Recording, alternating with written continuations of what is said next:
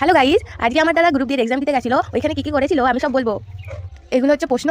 তারপরে দেখো প্রশ্নতে কী কী আছে। দেখো আমার দাদার কোথায় কী পড়েছে। তারপরে সাইকেল চালিয়ে চালিয়ে যাচ্ছে, দেখো ঢং করছে, দাড়ি শাড়ি ভর্তি, চালাচ্ছে সাইকেল।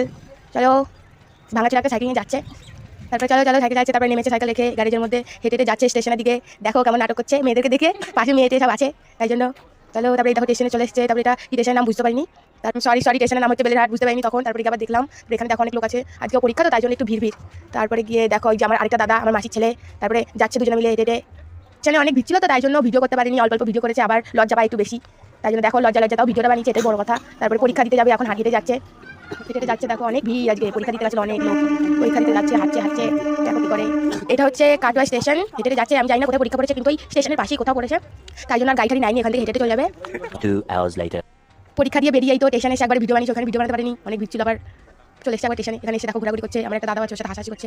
এখানে কি করবে, এই তো স্টেশনে এসছে। আর পড়াশোনায় তত ভালো না, এই পরীক্ষাটা দিচ্ছে, এটাই বড় কথা। দিয়েছে যে ওই চাকরিটা পেলে তো একটু ভালোই হয়।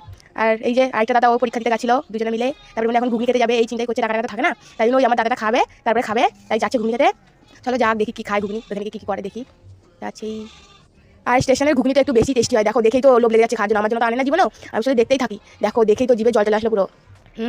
তারপরে খাবে দুজনে মিলে, আমি শুধু দেখি, আমাকে এসে শুধু দেখা, আমি খেয়েছি ওই করেছি, আমার জন্য আনতেও পারি একটু।